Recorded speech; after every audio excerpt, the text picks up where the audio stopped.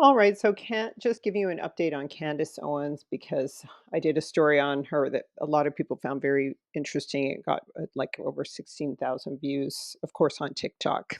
But I'm shadow banned now in both places. But anyway, so Candace Owens was lately spotted here at the Derby, which is a black and red and white affair. And in case you don't know, those are some very powerful, they're the colors of the Chinese, the colors of the Illuminati, the red and the black and the white. Okay? Checkerboard plus Santa Claus, right? So anyway, she's dressed in these colors just like Eliza Doolittle at the Kentucky Derby. And this is a signal to Svengali, her identity being shifted and changed. You have to understand the symbolism in these kinds of things. But anyway, it's true that a gag order was issued against her by Ben Shapiro, who basically, I'm just covering this just as a catch up, who basically enticed her with a debate, went around and spoke against her on multiple platforms, and then slapped a gag order on her so she couldn't respond. My question is, why wouldn't what about reciprocal law? If he said all these disparaging things about her, made all these accusations or made statements about her post, departure, then she should be able to legitimately respond to them. And so I don't know. This though, if I was a media person, is a real tactic for everybody, generating sympathy for her so that then now all the other media people can go and defend her, which is what's happened. She's being defended on multiple kind of right-wing platforms, and I think that the defense is legitimate. She does need to be defended because her statements that she made were legitimate in my view. She has said and done nothing wrong with respect to her relationship with that organization, around, the issues that were at hand when she was removed. Let's just say that. But anyway, that's not what this is about. I'm just trying to give you a catch up on this because I do think that it's significant and important, uh, what's going on with her, and it's signaling certain things that you just want to be aware of. Uh, Also, the other thing that happened was she had made these allegations about Macron's wife being a child predator. So take a listen to this. Emmanuel Macron is the president of France. He is married to Brigitte Macron. Okay.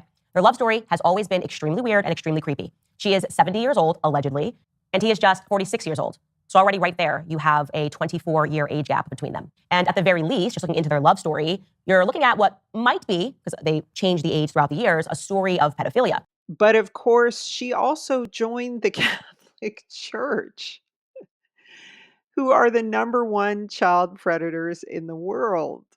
You know what I'm saying? Like, just look at this list, this extensive list. And it only accounts for the West. Make this make sense. If she isn't just a shill and all seeing eye person. Just go ahead and pause to read this extensive list of abuses of children by the Catholic Church, accusations, allegations, convictions. You can just so easy to Google and understand that this, is the number one organization for the very thing she was speaking against. Well, half of the issue anyway, the pedo thing with Macron. Can Candace be saved? Yes, she can. And I actually found her plea around the whole Kyrie Irving thing, although I believe Kyrie Irving is like her, an Edomite, a black Edomite. Um, but aside from all of that, can she still be saved? Yes. In the Catholic Church? No. And I found her pleas, to want to know who she is, to want to know her history and identity when she was speaking on behalf of Kanye and Kyrie, to be very legitimate. So she just has to redeem herself before the creator, not even before. She didn't have to think about audience, market. She's very focused on resentment she feels towards Black women or Black women attacking her. I get that. Black women attack each other. Black women need to support each other, even if they're Edomites. But she could take a whole other path. But like I said, this is kind of a Svengali moment. Her identity is being uh, changed. Svengali is, the movie about the woman whose image is transformed into, from a lower class woman to an upper class woman. So they're transforming her image with this whole Kentucky Derby, Eliza Doolittle look she's got on. And she's choosing the red and black and white, Santa Claus and the black and white, Masonic colors. What can I say? Red and black and white, those are the colors of the enemy, of Edom, of China, of Illuminati, of the Masons, all of it. So, in my heart of hearts, I always pray for the salvation of everybody, even my enemies. I really do.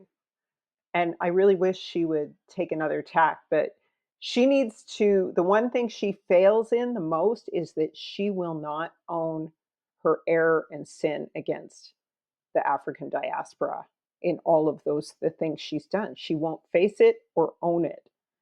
And so this is what she's faced with, being part of the Pedialyte cabal. I don't know what else to say. It's really unfortunate, but kind of predictable. So let me know what you think, fam. Shalom. To learn more, go to intoalltruth.net or YouTube and subscribe. To the Most High